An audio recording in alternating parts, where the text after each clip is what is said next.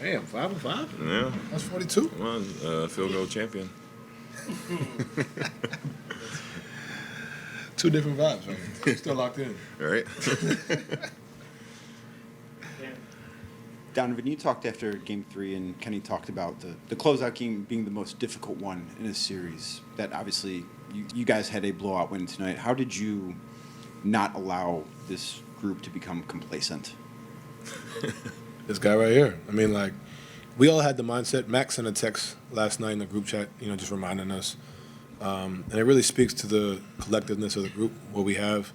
And then when you get out there and he sets the tone with a steal and a dunk, you know what I'm saying? Like, it really, And then he had some words that he said to me that I won't repeat, but that's when I knew we were going to win. Like, that just speaks to where we're all at, and that's the biggest thing, just the maturity level as a group.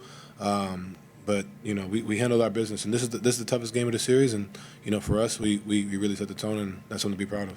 You guys came to Miami and won 2 games without Darius available because of his injury, and you won those games by 92 points combined. What does that say about the rest of this group? As a group, next man up. We've shown it all year. When I've been out, when you haven't been out, when Ev's been out, but DG's been out, we've shown it all year. We're a resilient group. Everybody's ready, and that just speaks to us, our work ethic, our collectiveness, and then Kenny for putting us in the right spots consistently. For either one of you guys, you talked before the series started, no matter what happens, you're going to gain something from the series against Miami, and it's going to make you better for this playoff journey ahead. What do you feel like that was? Our intensity on the defensive end. I feel like that took leaps and bounds every single game that we played, and tonight was an excellent showing of how intense we can play, what level and standards that we can be at every single night. Donovan, what did the text read from Max? It said, I'll make sure I can read all of it. Take care of business so we can get some rest into the next round. Let's take all the advantages we can get, plus other words.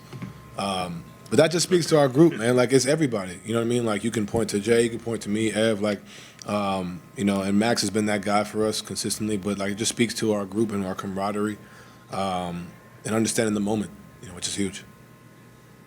Tyler Hero was talking a lot of trash throughout the course of this series, and You've been waiting for this one. You've been waiting. He finished 1 of 10 from the field with 4 points. Can you just speak to Max's defensive effort, your guys' defensive effort, to neutralize him? Big time, man. When Max Strus, Sam Merrill, DeAndre Hunter, Dean Wade, just continuing to take that challenge. He's not a bad player at all by any means, but making his life tough, that's the goal, and the stats show how great of a defensive effort we've put together to kind of stop him, and for it to be like it was tonight was huge in a closeout game, and you got to give all the credit to those guys, man, who continuously put the work in defensively, and then also on the offensive end they're also running around and continually get on the boards, making shots. So give Max a lot of credit, give Sam a lot of credit, Dean, Dre, Ice, everybody, continue making it tough.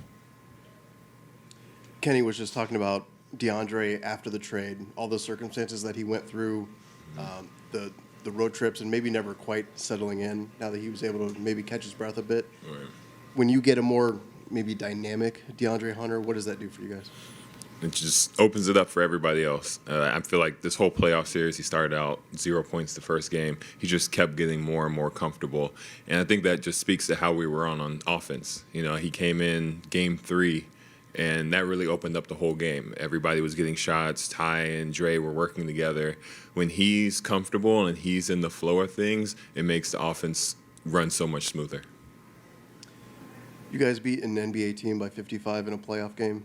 Is there any point during the game that you just take a moment to let that in?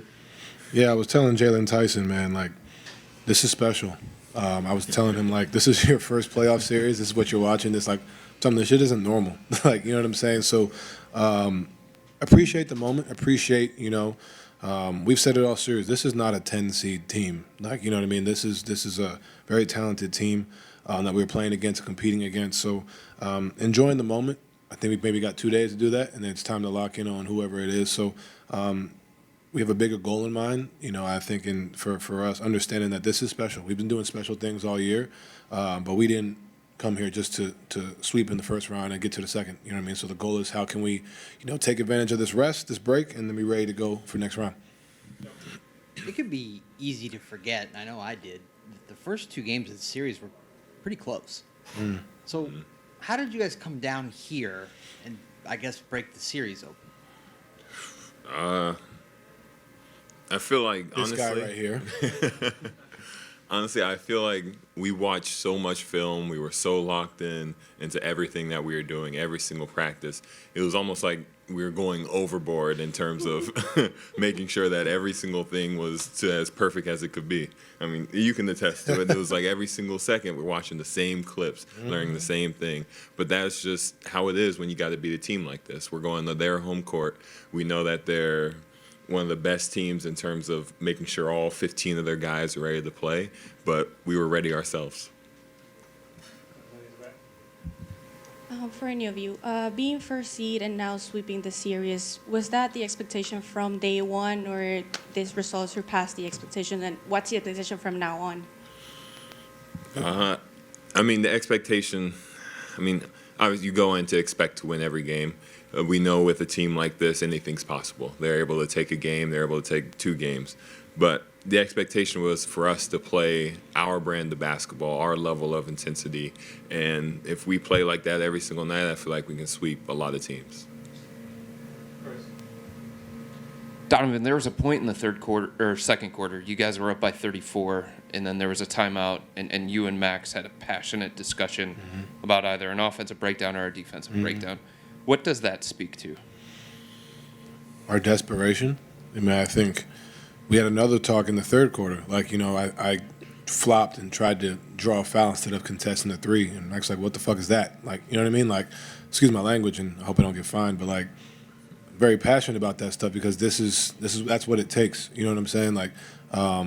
Max and I have a great relationship in that regard. I really respect, him and his work ethic and what he sees. So both times we both saw something, and we were working on some things. We worked on the shows, and I threw a bad pass. And it's all right, is it 2 dribbles off? Is it 1 dribble off? It's what are we looking for throughout the series, and understanding that what ways we can capitalize for the next series. So just ways to be, better on both ends of the floor, and then accountability as well.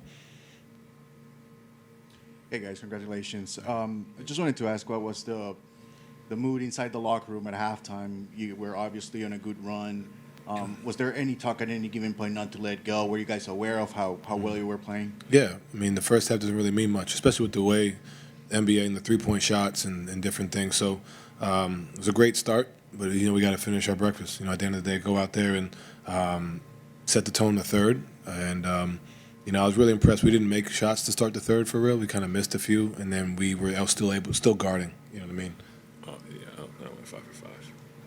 Yes, you were 5 for 5. Selfish, bro. But just continue to keep up that defensive effort, stay locked in. That was huge. Donovan, you mentioned desperation a minute ago. How do you find that when you have a 3-0 series lead? I think Jay, we all could speak. We 5 days of no basketball of rest. I think that's definitely one way, but also too understanding that how quickly a series can change if you give a team life. Last year we only won 1 road game. We've only won 1 road playoff game since I've been here until this year. And for us, just never being satisfied, and it's really a test on ourselves, understanding that we're up 3-0, but this is our test is against ourselves. We like Jay said, when we're playing at our best, we feel like we're the best in the NBA.